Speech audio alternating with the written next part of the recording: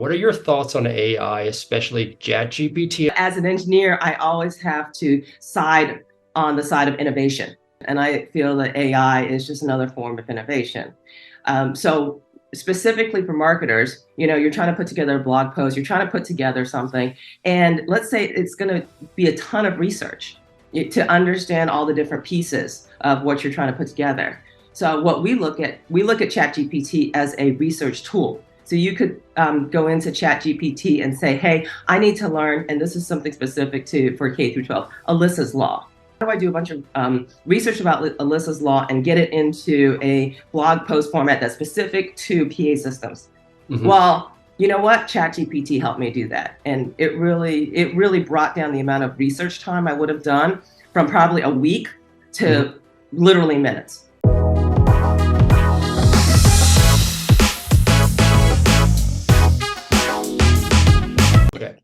All right, Caroline, thank you so much for being on the show. Thank you for being willing to participate in this project, The Marketing Tales, and for sharing your insights with the marketing community. So I did a little bit of research on you. So you have a master's in electrical engineering from Georgia Tech. What made you want to get into marketing? So much so that you earned your MBA with a concentration in marketing as well. Well, first of all, I'd like to say thank you for having me on your show today. I'm so excited about being on the Marketing Tales podcast today. So I studied electrical engineering in undergrad and grad school, loved electrical engineering, loved the study of electrical engineering, thought I was going to save the world with electrical engineering. And then I got out and I realized that somebody needed to explain the wonderful things that electrical engineers come up with. Like, we can invent stuff, but we just didn't really have in my opinion, a good communications arm at that point. And I was like, somebody needs to communicate the great things that electrical engineers do. And I decided that was really going to be where I was going to focus my efforts, is in the messaging, the marketing, explaining to people how electrical engineering inventions make the world a better place and how we're contributing to society. So I was like, well, I got to learn some communication skills. I've got to learn some marketing skills. So I ended up having to go back to school and get an MBA in marketing. That's a wonderful reason to get into marketing. Kudos to you for that. So also I look back on your LinkedIn account and I've seen that you had several marketing leadership positions in the past, and you're currently the VP of, do you say Wasaga? Wasiga or Wasega, yeah. Okay, either one is fine. Okay, can you give me an elevator pitch of what Wasega offers and who it serves? Our tagline is protecting people and buildings. And I think that's just very poignant. Right now, our sweet spot is K through 12 schools and providing PA systems for K through 12 schools. So I don't know if you know this, but when you hear those morning announcements in homeroom, that they use that same system, or our system is the same system. You can use that for your PA system. You can use that as an intercom, and you use those speakers also to do those bells. Like, hey, ring ring. Saved by the bell. And so you also use the same system for emergency notifications. So when there is a lockdown, when there's severe weather, now you're going to have, hey, alert, take shelter, severe weather. It is the same system. And so what we're trying to do is we're trying to put it all together in a very cost-effective package, specifically for K through 12 schools. But now we've kind of learned that you can use the same system for other applications, warehouses, hospitals, retail. We all want to be alerted immediately if there is an emergency situation. Now, as a marketing growth leader, how do you build and inspire your team to help them be the best version of themselves on a daily basis? Well, unfortunately, I think I have a really easy job here at Wasiga because, we could potentially save a kid's life at school. I mean, at the end of the day, if I save one life in this job, it will all have been worth it. So to me, that's pretty easy. When I work with my team, when I'm inspiring my team, if I can't explain to them how the task I'm asking them to do benefits, saving a life, benefits the bottom line, contributes to society, well, I can't ask them to do it. That's it. That's the measuring stick. If it doesn't serve our purpose. If it doesn't serve society, there's no point in doing that exercise. So I make sure that every task I ask them to do, every single thing rolls up to our strategic leadership, our strategy, and then explains to them, hey, this is how we're going to make this world a better place. It also falls in line with company culture. Then, you got to make sure you get the right people into the building that are on point and wanting to follow that vision that you have within your company and within your team to save those lives, to help those people that you serve. How important is personalization in 2023, and how do you get the data to create personalized messages for your audiences? Oh, that's a great question. So yeah, in ABM, in really any account-based marketing, you're looking at solving their problems. Mm-hmm. And within an organization's people, within the same organization, you have people with different agendas, different problems that they're trying to solve. So if I'm talking to a high school principal, that is one set of problems that they want to solve. And if I'm talking to the IT systems admin of that same school, they have a completely different agenda, completely different problems that they're going to solve. So number one, we did a lot of customer discovery. All right, how do I talk to you? What problems do you have? What are your top problems? And does my product actually solve problems for you? If it doesn't, I just need to say goodbye. I need to walk out. I need to leave. Okay. So, right. Yeah. Yeah. So that's my problem. So for, a financial leader, somebody who's looking at the bottom line, they're concerned as to how much this system is going to cost. And so how can we be cost effective? So we have tailored messaging for being cost effective, for being affordable. And for that systems admin, we have messages tailored around, we're made in the USA. We're manufacturing in the USA, and this is going to be so easy for you to do. We've got all these videos online. You're not going to be, working with some really complicated system. Anybody can do this. This is going to be easy peasy for you. So they get a set of messaging. And do you often sit with your sales teams or with your customer success teams to get those pain points that people are feeling in order to tailor your message? Absolutely. Yes. We are always talking. We are always, what is that problem? What is the problem we can solve for them, make their lives easier at work? Do you also utilize personalization tools on your websites to track the different people that are coming to your website, whether that's through form filled or through geolocation or what have you? Oh, we're doing a lot of tracking, first party with cookies. But of course, cookies are going away. I've only been told that for the last 5 years. So of course, yes, we do a lot of that tracking. Talk about how personalization and yeah, give me your perspective on cookies. Like, are cookies going away? What's the deal? So we have actually where I work, Hannon Hill. We have our flagship product is Cascade CMS, which is a CMS for higher ed institutions, but we also have Clive. It's a personalization tool in which we embed our form fills on the website so people can identify who they are in order to tailor the message directly to them, so they see the content that they want at the time that they're on the website, right? So we don't just give them generic content, so they actually get tailored content. And we also through that personalization tools, you can also do the geolocation, so you know where they're coming from in order to give, for higher ed, for example, just taking that as an example, if they're from out of state, if there's specific scholarships for somebody coming in from Tennessee, looking at a Georgia school, right? So they get that notification that, hey, there's a scholarship available for you. Or if they're from Atlanta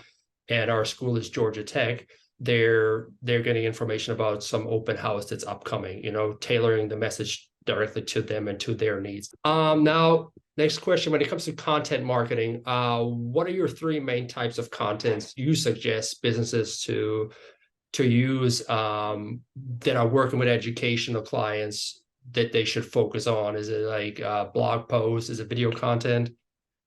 So we're really big on video content here. I think we produced about 40 how-to videos last year, and they're all under a minute long, just to explain to people who are actually going to be using the system how easy it is to use the system. So they can get started in 5 videos. so they really can get started in literally 5 minutes, because it's 5 videos, 1 minute each. And then if they want to go into more detail, then yeah, they can, really kind of get that snack size. Just what's my problem? All right, here's a video. It's going to answer all your questions right here. So we've done a lot of video. We also do a lot of blog content as well. So that, of course, blog content.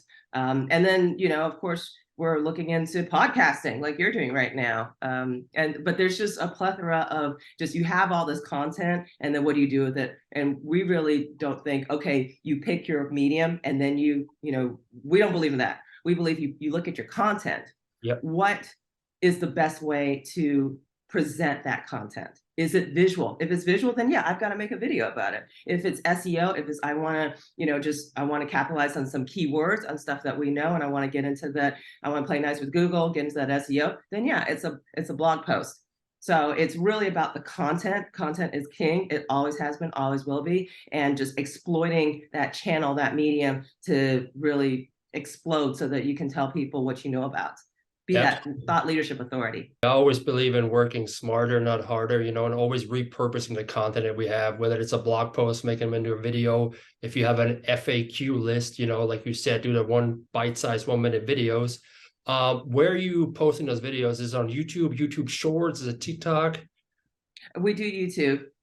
Smart. Yeah, just regular old YouTube is what we're doing right now. We would like to get into YouTube Shorts. That's a great idea. And yeah, and our videos are about under a minute long, so we could easily do this in YouTube Shorts as well. So we can just keep on repurposing that content.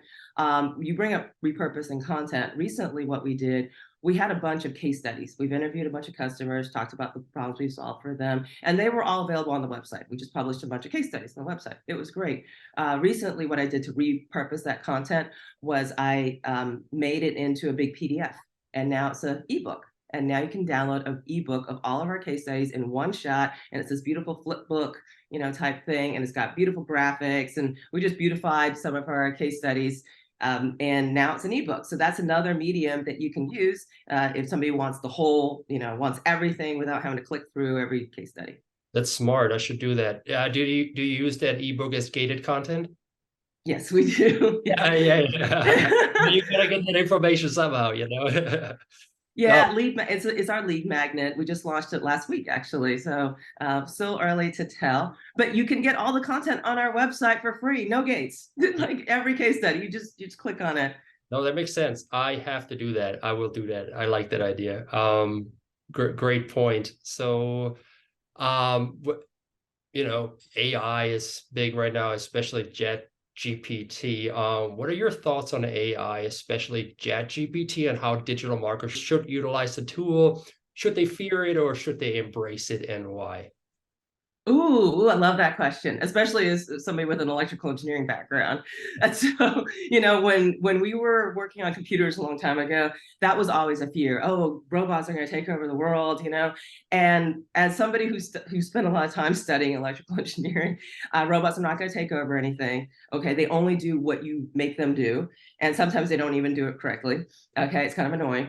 And so but as an engineer, I always have to side on the side of innovation. Mm-hmm. I'm pro-innovation, and I feel that AI is just another form of innovation.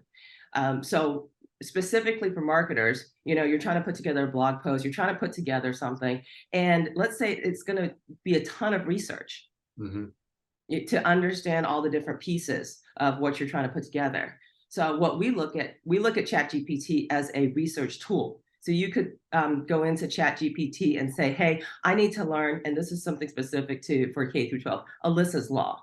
It's this, and it differs depending on what state you're in. There's just a ton of information on Alyssa's Law. How do I boil it down to a blog post? How do I, put this together? Okay, I'm not a legal professional, right? And I've got to look up Alyssa's Law. Okay, let me just admit this. I'm not in the legal field. And I was like, okay, how do I do a bunch of research about Alyssa's Law and get it into a blog post format that's specific to PA systems? Mm-hmm. Well, you know what? ChatGPT helped me do that. And it really brought down the amount of research time I would have done from probably a week to literally minutes. Absolutely. I hear a lot of marketing leaders say the same thing. Use it as a research tool, and that's what it is, and it cuts down so much time on that research. And I love the fact that you can ask ChatGPT to present those results in the tone of voice that you want to use, whether it's a conversational or more formal, tone of voice, and it'll spit that out for you, and you just make it your own. So I think Yes. it's Yeah. the So yeah. So it's just it helps speed up our process. And yeah. we're marketing. We're lean and we're mean Mhm. now. So we don't have, we're trying to do the most we can with the limited resources that we have. And this is just to me another resource to really augment my team. Yeah, absolutely. I think everyone should embrace it and run with it and get the most out of it while it's free. Um, Now, you're an established marketing leader. What is one important lesson you've learned over the course of your marketing career that you can share with the audience? You're going to make mistakes. I've made plenty. And you're going to learn from your mistakes. That's what I'm going to say. It's about that iterative process. What I love about marketing is that it changes all the time. So yeah, I've had a 20-year marketing career, and I could still be stuck in 20 years ago, but I would not be an effective marketing leader if I wasn't afraid of making mistakes and changing. And really, I've loved how marketing has evolved since for the last 20 years, and it's amazing. So don't be afraid of change, and you're going to make some mistakes along the way. I've made plenty. Yeah, as long as you're failing forward, you'll be okay. If you fall down, always get back up. So I learned the same thing throughout the short period of time that I worked in marketing, but it's a beautiful field and it's great for anybody who has that creative bone and wants to, advance. So um to that point, so let's say somebody's not as advanced early in their career. What are two books you could recommend to anyone that they should read if they want to become a better marketing leader? Oh, that's a good question. Um, I don't know. I feel like in school we look at so many books, and we're just like, okay. And I feel like it also changes over time too. So like I kind of grew up on the Seth Godin books. I'm a fan of all of his books. And then but I feel like things have kind of evolved. So for example, a few years ago we were into the funnel, right? And actually my friend Sangram, who's Terry's boss, that Sanger who wrote account-based marketing for dummies. That's how he got started as an author. He got up there. I just saw Terry, so this is the whole Terry Marks discussion here. He got up there at the last Go to Market Roadshow and said, "I'm all funneled out. Forget about the funnel. We're now doing go to market." And so yeah, there are these really great books, and I'm a huge fan of Seth Godin and his books, and I'm a huge fan of Sangram as well. Of course, I got to plug Sangram and his best-selling book Move. 4 principles for go to marketing. Got to plug that, of course. But I think it just changes over time. So I would like for the longevity of my podcast to say, hey, go with the flow. It's about what's hot and what's not in marketing. Exactly. Be in the know and always on the pulse of things that are going on. Yeah, and Move, of course, Terry, after I interviewed her, she sent me a copy of the book. So I already love it. So really grateful for her and her, sending me that book. And because of that post, I got in contact with you. So it worked out well. Exactly. You're Yes. part of the P community, right? Yes. I met Terry through the Peak community. I'm part of the Peak community, of course. Marketers for marketers. Got to plug that. Yeah, absolutely. I need to look into that. In the peak community, is there anybody you think would be willing to hop on a call with me? Anyone I should interview next? Yes, absolutely. I mean, yeah, the Peak community is a plethora of really great marketers out there. And yeah, absolutely. I can make some recommendations.